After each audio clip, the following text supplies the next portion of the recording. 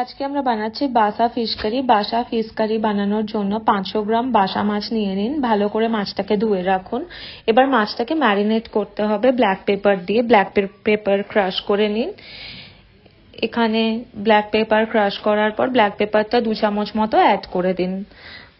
এরপর প্রয়োজন মতো নুন অ্যাড করুন, তার সাথে সরষের তেল অ্যাড করুন। এরপর সাদা ভিনেগার বা হোয়াইট ভিনেগার অ্যাড করে দিন 2 টেবিলস্পুন মতো। এখানে আমার মোমোর জন্য খাবার বয়েল হচ্ছে, ও বাসা মাছ খেতে ভালোবাসে। এবার আমি ম্যারিনেশনে টারমারিক অ্যাড করে দিলাম। টারমারিক অ্যাড করার পর বাসা মাছটাকে মাখিয়ে অ্যাটলিস্ট 30 মিনিটস থেকে 2 আওয়ার্স মতো রেখে দিতে হবে। এটাকে ভালোভাবে রেখে দিন। সাথে আমার মোমোর খাবার বয়েল হয়ে গেছে, ও এসে গেছে খেতে, ওকে আমি খেতে দিচ্ছি। এরপর বাসা মাছটা 30 মিনিটস পর, আমার কাছে বেশি টাইম ছিল না তাই জন্য আমি 30 মিনিটস মতো রেখেছিলাম। এরপর এটাকে ভালো করে ফ্রাই করে নিন।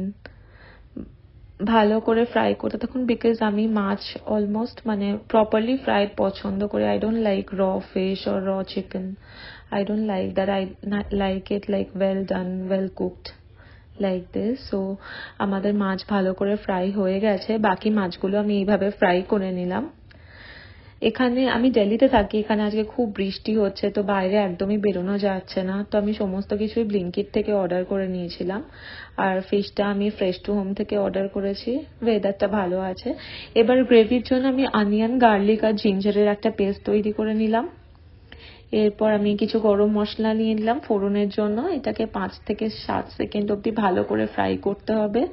ফোড়নের পরে আমি এবার চপড অনিয়নস অ্যাড করে দিলাম। এর মধ্যে পেঁয়াজ অ্যাড করার পর পেঁয়াজটাকে ভালোভাবে ব্রাউন হওয়া অবধি ফ্রাই করতে থাকুন। এরপর জিঞ্জার, গার্লিক আর অনিয়নের পেস্টটা আমি অ্যাড করে দিলাম।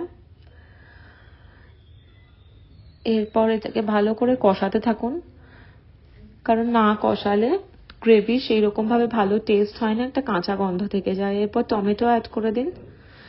চপ টমেটো অ্যাড করার পর টমেটোটাকে ভালোভাবে ফ্রাই করতে থাকুন।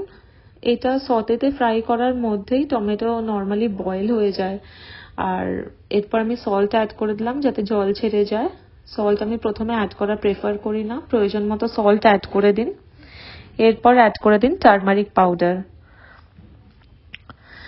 টারমারিক পাউডার অ্যাড করার পর এটাকে ভালোভাবে ফ্রাই করতে থাকুন মশলাটাকে। মনে রাখবেন যাতে মশলা পুড়ে না যায়।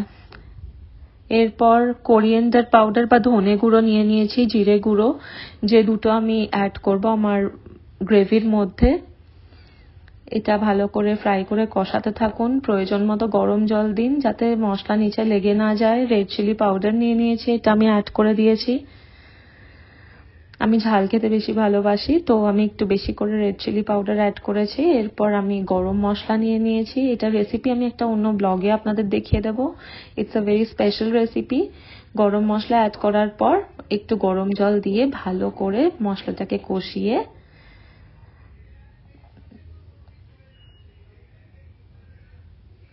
এরপর যে ফ্রাইড ফিশগুলো রেখেছিলাম ওগুলো আমি অ্যাড করে দিলাম। অ্যাড করে এগুলোকে ভালোভাবে কষাতে থাকুন যাতে ভেতরে ফ্লেভারটা ভালোভাবে ঢুকে যায়।